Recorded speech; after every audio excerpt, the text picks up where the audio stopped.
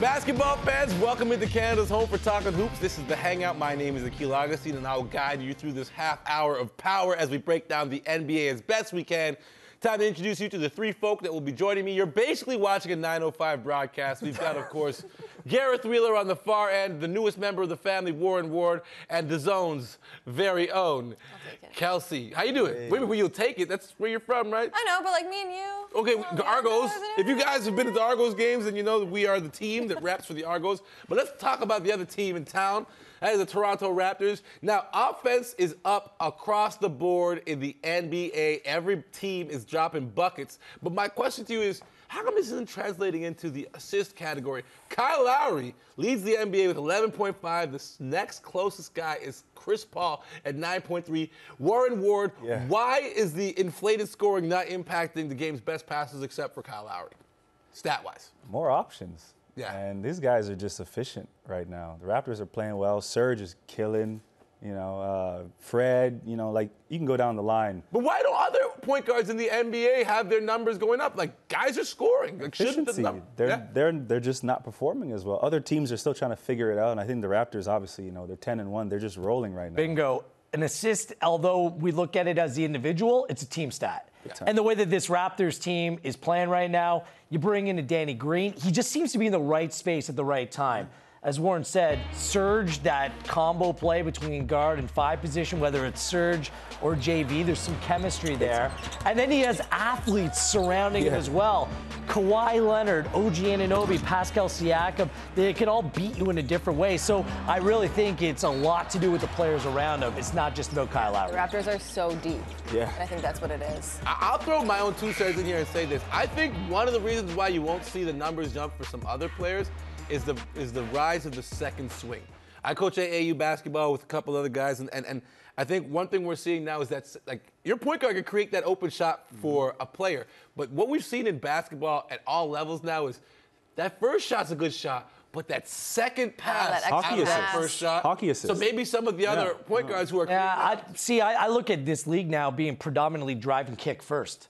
Like, you see so many teams. Look back last week when the Raptors played the Milwaukee Bucks. It was just drive and kick every time. If that second pass is there, sure, then take it. And I just look around the league right now. Who are the elite of the elite point guards? Russell Westbrook started the year hurt. He's a triple-double machine. Yeah. Kyle Lowry leading the way. Chris Paul was suspended for a couple days. Like, I look at that being a position right now where there's a limited players on the top of the heap, and Kyle Lowry's right in that mix. But he's not even top 15 in MVP voting. Which is sad. Hopefully that will change. NBA needs to fix that. Too soon. Too soon. All right, Kelsey, let me throw this at you. I'm really curious to find out what you believe has been the fire that's lit Serge Ibaka. Man, Serge Ibaka. Akil, you're not even going to smile. Serge Ibaka. The resurgence of the Surgeon General. He's been so good. Surge. He's been so good. I think the big thing this year is instead of playing the 4-5, he's finally playing a position that he's comfortable in. Having him in the 5 and having him and JV kind of go against each other. Not against, but like they're fighting for minutes right now, and now they're playing half a game, so they're more rested. They're feeling it, and he's a 5. In Utah, Serge Ibaka's a 5. In Utah, me and my boy Bryce, shout out to Bryce. We were watching the game.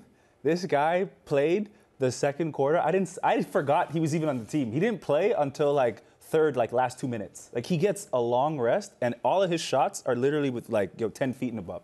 And him playing the 4, he can just be a pick and pop guy, shoot threes. All his buckets are right underneath the basket, and that's what you want to do. So, high efficiency, easy money. A couple things. One, he's playing within himself. Like, he's not trying to do too much. Seriously, last season, looking at Ibaka, he had a difficult time catching the ball, catching basic passes. At time, I'm like, what's wrong with his hands? And now he's not overthinking things. He's letting the game come to him. And 2, I think a lot of that comes from positive reinforcements from Nick Nurse. Game 1 of the season, I did not think Ibaka played well. What did Nick Nurse come out and say right after the game? I thought Ibaka played really well. And I was surprised, and I think that he's instilled this confidence in the player, and he's just a guy that, and Warren, playing the game at the highest level, man. Like, when you got that confidence, when you're feeling filling in. Are you throwing a question at Warren? Because that's kind of my responsibility. I don't think you're the host. Here we go. Second assist. Second assist. Yeah, the second swing. Swing. I'm gonna pass the ball. Yeah, you're gonna pass it back. Wait, I got a question for you. Okay. The guests have gone rogue, guys. I don't know what's going on in this episode. Anyways, speaking of Nick Nurse, right. 30 seconds. Kelsey, turnover. We've seen this team play amazing basketball with and without Kawhi Leonard.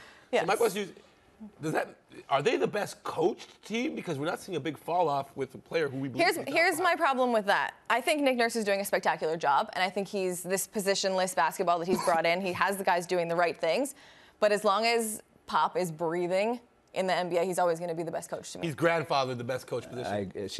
She's right. She got a point there, man. See, I don't think so. What have you done for me lately? And we're looking at a different. Look at the team he has right now, and he's still doing well in the West. They're still competing in the West. Okay, they're competing. I'm looking at a 10-1 Raptors team. This year from last year is a different brand of basketball. And if you track this man's career, he coached overseas. He was in the G League. He set the tone for Rio Grande Valley.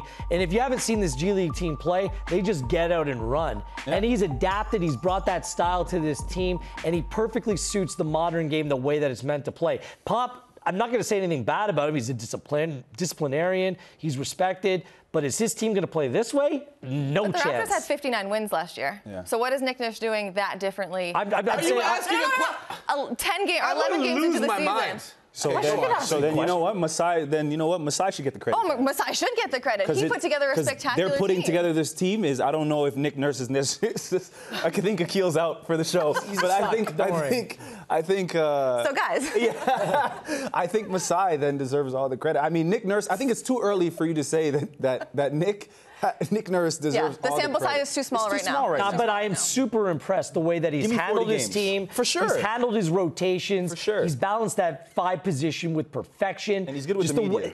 And his offensive play, that's what he's known for, and he is absolutely rolling right now. Akil, it's your turn. I have a question for the speakers on the panel tonight. Okay, so we see the rise of Pascal Siakam. This 905 thing's worked out really well for this group. Right. If you're watching the 905 this year, Chris Boucher seems to be the guy that's marked for success, 32-13 in his debut. Right. I believe you guys are both there. Yeah. What's the likelihood of him cracking an NBA roster with the Toronto Raptors this year? First of all, tune in and watch us. Friday night. Tune in and watch us do our thing. Watch the team. Watch the team, but watch us. Secondly, I think he can. The Raptors unanimously have literally done the best job of developing young players to play in the NBA. Agreed. So I don't think this kid has as much a chance as anyone else, I think. I mean, he's frail, but I think his skill set after just watching one game, I mean, he scored the most points, and they won. I think Chris Boucher has the potential to be an NBA player. I think he's so versatile that he fits with what the Raptors are doing right now. They kind of play like he could guard multiple positions. Yeah. He can play multiple positions. He's like that long, versatile kind of athlete that the Raptors like right now. He has obviously not as big and strong, right. But he has a Pascal Siakam kind of body. And I could see that moving forward. He's 21 years old. He's 25.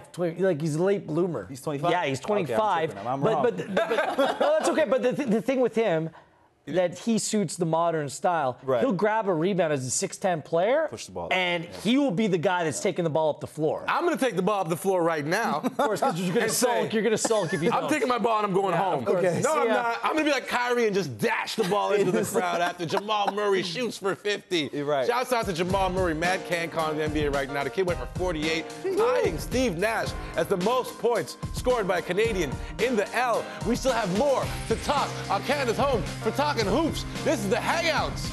More Kyrie.